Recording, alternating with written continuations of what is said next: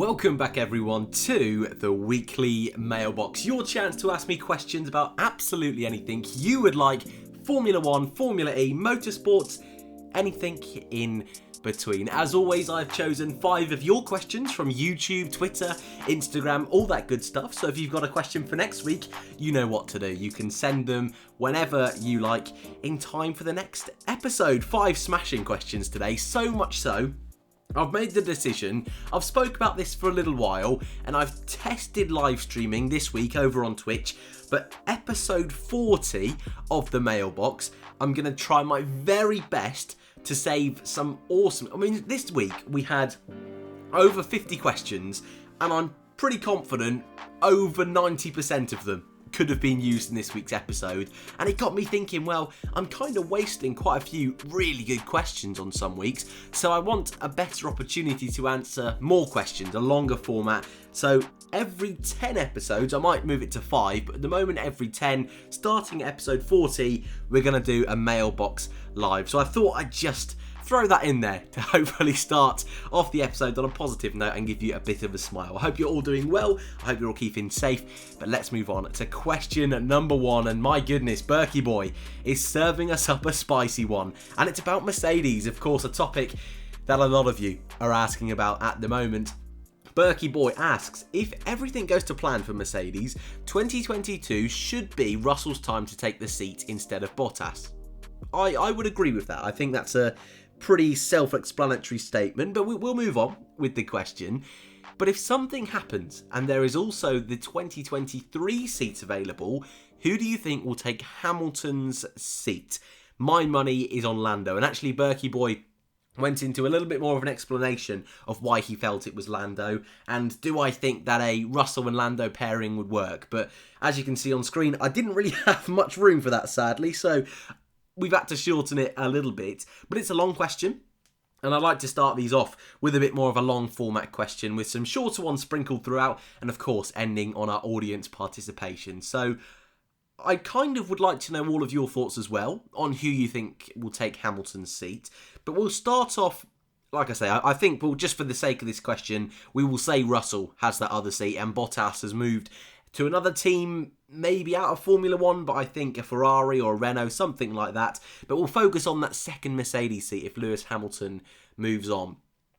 It's one I've actually been thinking about, this question in general. I've been thinking about for a little while, because I'd like to bring back the Transfer Talk series and do a bit more experimental things there over the coming weeks, so keep your eyes peeled on that. But you know what? I'll give my initial thoughts on this question now. And if Hamilton's out the picture, and he's had a season with George Russell, I definitely think this question that we've been posed depends on how well George Russell did in that first season. Because if George comes in and instantly is right on the money with Hamilton, is fighting for the title down to the wire, I don't think Mercedes need to be particularly brave on making a driver decision. There is nobody in Formula 2, and I don't think there's anyone in Formula 3 either at the moment. That's part of the Mercedes Young Driver Academy. So initially I'm thinking Russell's got the speed. If what I have seen, especially from Formula 2, I think that's definitely the best gauge I think we've all been able to get of Russell's pace. But also what we saw in the Williams, I think in a couple of years' time, in 2022, if he's in that Mercedes, he can give Hamilton a good run for his money. He's definitely not there yet, but I think he'll definitely put him under more pressure than Bottas is doing at the moment. Again, this is wild speculation because he was in a Williams, for Christ's sake, last season. But I think Russell's definitely got the potential to be a world-class driver. So, do they need to bring in a Verstappen alongside Russell? Well, if he's going to reach the heights I think he will do, no. As much as it would be every team's dream to have the 2 best drivers in the world, I think Mercedes definitely learned from the Hamilton-Rosberg era that having a toxic relationship inter-team is not always the best way forward. And sometimes having a dynamic like they've got now with Hamilton and Bottas, with their number 1 and the number 2, number 2 still capable of winning, but number 1 and 2 I think will be the kind of route they go down. So having a Russell and Norris, I think it's definitely be a really strong pairing. I'd like that pairing a lot. I think it would have to involve McLaren really struggling for the next few years, not really pushing on to titles, which I'm a little bit undecided in my head whether they're going to be able to do or not. So McLaren, would they want to let him go? I'm not too sure, but let's just say hypothetically that's available. That is an option for Mercedes. I don't see why they wouldn't take it, unless Lando has proven to us that also, like George, he's right on the pace, and then managing that relationship could be difficult, but there's already a strong rapport there between Russell and Lando. But then I guess there was between Hamilton and Rosberg all the way back in 2014 and 15, and especially 2013, that first season they were together. So it's always hard to judge, and actually maybe from the Hamilton-Rosberg situation the team have learned. I don't know, but Lando would definitely be one I think they would look at. I think the two that are jumping out at me straight away, unless I'm forgetting someone, but the two big names, I think Daniel Ricciardo could be a driver that maybe would be available. He's going to have that experience, which Russell still wouldn't have had to this point. And also, I'm guessing up to this point, Russell's only had one season in the top team. Ricciardo, who's had 7 Grand Prix victories, I think it is. I think could be a really nice balance. And he's not going to be a driver, I would assume, that's going to really mess up the lingo within the team, try and ruin the vibe. I don't get that from Ricciardo anyway. So I think that could be an option. Also, he's a driver that's going to be coming to the end of his career, so that's not going to clash too much with Russell. So I'm liking that dynamic. That could be I think that would be the strongest driver pairing on the grid. I think Esteban Ocon as well. I think he's a driver already. Though he's now leaving the Mercedes team, he is still managed by Mercedes. So he's not a Mercedes young driver anymore, but it is still Toto Wolff who manages Esteban Ocon. It's a little bit like when Valtteri Bottas drove for Williams, he was managed by Toto Wolff. So he's pretty much a Mercedes contracted driver still. And I think if he's proved to be a solid match to Ricciardo, maybe, I mean, we still don't really know how quick Ocon's going to be. And it's, hey, we would have been 4 races into the season by this point, so we would have got a better gauge. But I think Ocon could be an option if he's as quick as Ricciardo. Even a little bit slower, I think into that number 2 role, he could be quite solid. I also think maybe Sebastian Vettel. Again, we're going to have to see how the next couple of years play out. But if he's still intending on staying in Formula 1, Ferrari, by that point, I would imagine Leclerc will be that number 1. And I think we'll have the likes of Schwartzman and Armstrong trying to push up into Formula 1, into a Ferrari seat. I think Vettel may come under a bit of pressure to move on. And I think Mercedes would be the right step for him. And I think for the German team to have another German driver, which they haven't had for a little while since Rosberg, and a multiple world champion, again with that experience, could be quite a good mix. So if I'm going to have to put, if you want me to really say a name, I think the best fit would be, Ocon. Because I think Russell has got the potential to be so good. But land any of those I've mentioned, I think Mercedes could do well. But I also think Bottas, if he can have another improvement like he did last year, I don't think they'll be in such a rush to get rid of him. I don't know. I'd love to know your thoughts in the comments below. Are there any drivers I have missed out? Romain Grosjean, perhaps. Moving on to question 2. And also, thank you for your question. Berkey Boy came from Instagram this time round. Question 2 comes from Comrade Corbin over on the YouTubes. Which Formula 1 season should Liberty Media take as inspiration for future ones? What a really unique question. I don't think in all 37 episodes of the Mailbox, including the kind of 7 or 8 we did before the season got rebooted. So over 40 episodes. I don't think I've ever seen a question like this. And it's really got me thinking. Because of course, for 2022, it is now the big regulation change. Formula 1 needs to get this right. I think actually modern Formula 1 isn't as bad as a lot of people believe it to be. I really do. And I think 2018 actually and 19 gave us some cracking Grand Prix. I was really impressed with both of those seasons. So they need to be very careful. Because when the regulations changed in 2014, they didn't change much. All they wanted to really do was make it more aesthetically pleasing, which I think they did. I think modern day cars are much better looking, even with the halo, than the likes of 2014 and 15. But ultimately, they were a bit more chunky. Overtaking is now super, super difficult, following a car super, super difficult, and all because they just wanted to make the cars look a little bit better. I know it's a little bit more deeper than that, but on a surface level, aesthetics shouldn't be the priority. It should be the racing. So little tweaks can really hurt the cars, but so far, the 2021 regulation cars look really, really sexy. I really love the look of them. So in terms of inspiration, what are Formula One looking at? I think 2012 is always going to be one I think a lot of you would expect me to answer. We had 7 different drivers in the first 7 races. We also had Kimi Raikkonen in the Lotus win a little bit later on in the season. I think that was all 8 drivers. We might have had an extra driver. I'm trying to think off the top of my head. But still, it was an awesome year. Loads of teams on the podium. Over half of the grid were featured on the podium. And that's what we kind of want to see. We want to see a little bit closer racing. We want to see different drivers. Well, at least I want to see drivers making the difference. Rather than it being a procession of Mercedes, Mercedes, Ferrari, Ferrari, Red Bull, Red Bull. I want to see, Leclerc has done a beast of a lap in Monaco. He's first. Then we've got, what is this? Ricciardo in the Renault, second.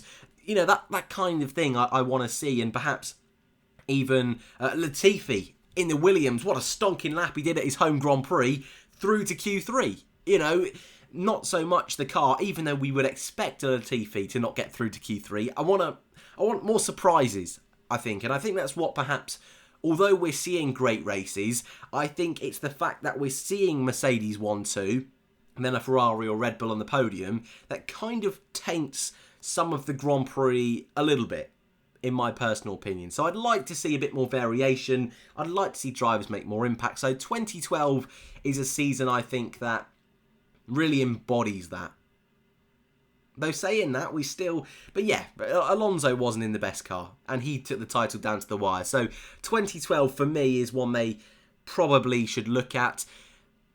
Maybe some of the late 2000s, so 2008, 7 and 9, they were all pretty cracking seasons.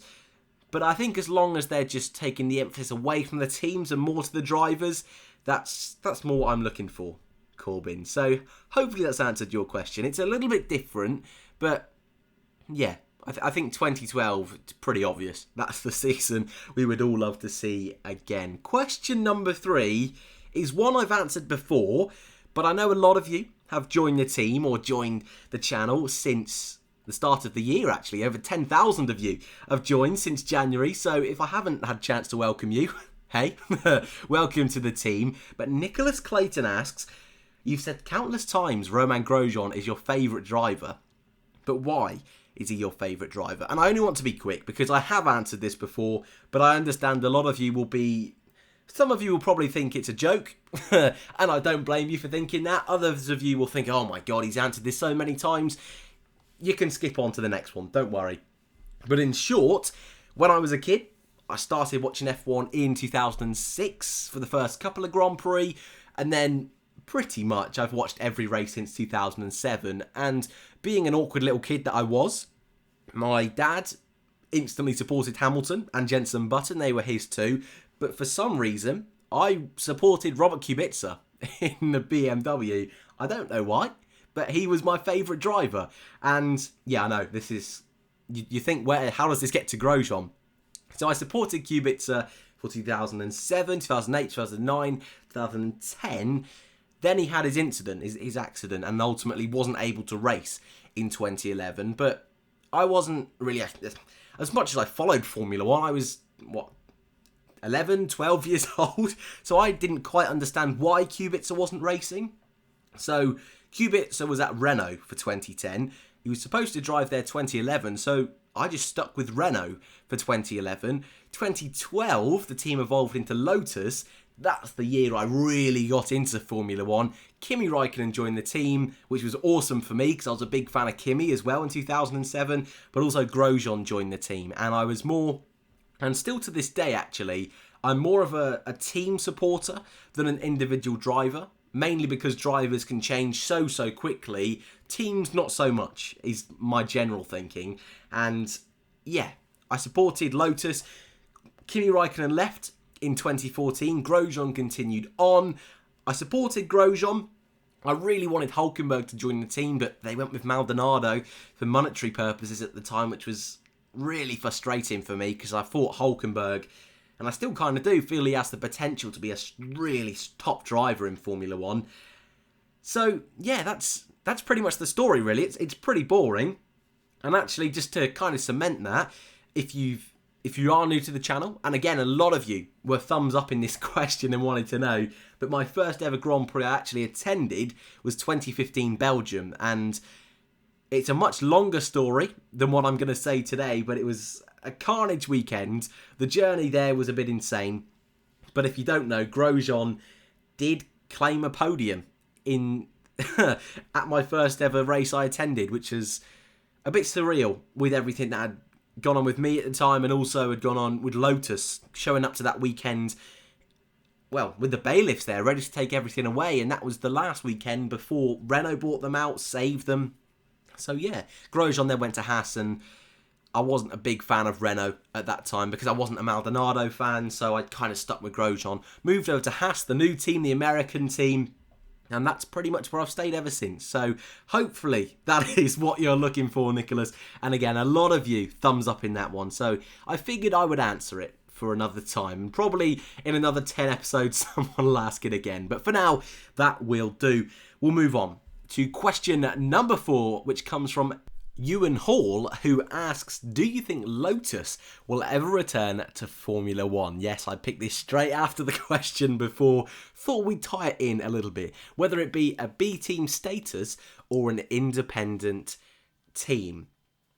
As much as I'm a Lotus fanboy, and I still am, and I still love not only looking at their return 2012 to 2015, but also through the late 70s with Andretti and his title, 80s with Senna, also the likes of Jim Clark, Graham Hill, the first ever livery on a Formula 1 car or sponsored livery, with the white, red and gold John, was it New Leaf? Gold Leaf?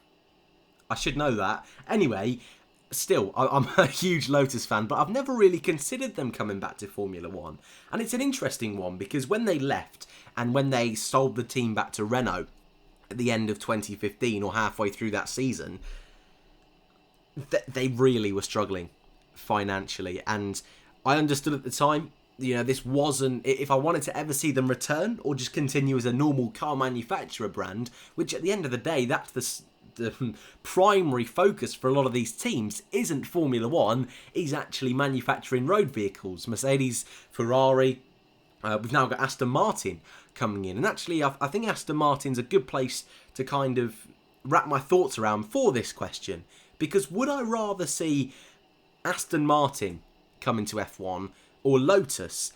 And it's a difficult one because I think it's great that we have a huge history in Formula 1, and already we've got the likes of Williams, Ferrari, McLaren, Mercedes, Red Bull to a degree now as well, these legendary teams on the grid, but also I want to see these new names, Haas, Racing Point, that are now turning into Aston Martin. I want to see some new names, I want to see some spicy teams on the grid that we've never seen before. So as long as we have a mix of that, I'm cool with it. Yes, Lotus would be near the top of teams, well, the teams I'd like to see return to Formula 1. I think the majority of their liveries were so good, whether it was the bright yellow livery, the red and gold one I mentioned a moment ago, the classic British racing green and yellow stripes of the Jim Clark days, and of course the black and gold that we saw John Player Special and 2012 to 2015 when they returned. They're an awesome team. Again, I have a little bit of bias here.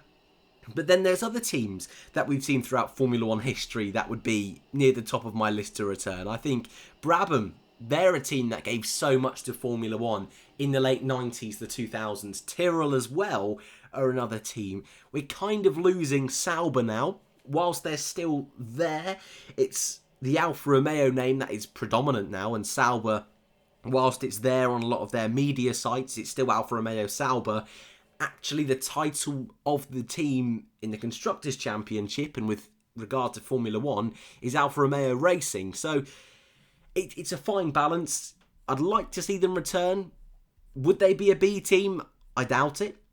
I really do. I think a lot of these teams, I mean, I don't know enough, to be totally honest, about the company itself. Whereas we've got teams like Ferrari, where the parent company also own Fiat, also own Alfa Romeo. It's a little bit easier to do that kind of thing. I'm not too sure how it works with Lotus, but we could, for example, have a Toyota return with Lexus as a B team, or probably the other way around. It would be Lexus. That would be really cool. A Lexus team with a Toyota B team. But I think if Lotus ever returned, it would be a fully fleshed out manufacturer team. And I think 2021, a little bit like we spoke about earlier, I think is going to encourage teams like Lotus to be able to come into Formula 1 or return to Formula 1, but know how much they're going to be able to spend. That Lotus car, and the reason they spent so much money and got into so much trouble was that their 2014 car was an absolute bin bag. And you'll know that if you've been watching some of my live streams on Twitch this week. We've been driving in that car. It's not great. So rectifying those issues put them in so much trouble. Also, even having Kimi Raikkonen in the team, his salary really hurt them financially. So yeah, I think 2021 and the cost cap in particular will encourage teams like Lotus to return. And as much as I'd love it, I don't see it for a little while. But I will definitely take teams like Aston Martin. I'd love to see Audi or Porsche, someone like that coming in as well. But yeah, that would put a massive smile on my face if I woke up to the news that Lotus were returning. Thank you, Ewan, for your question. And our final question coming from Instagram, Felix M. Hughes, our audience participation question. So I'd love to know your thoughts in the comments section below. And we've done a question similar to this before, but it's slightly tweaked, slightly different. So Felix asks, who, in your opinion, is the most underrated Formula 1 driver of all time?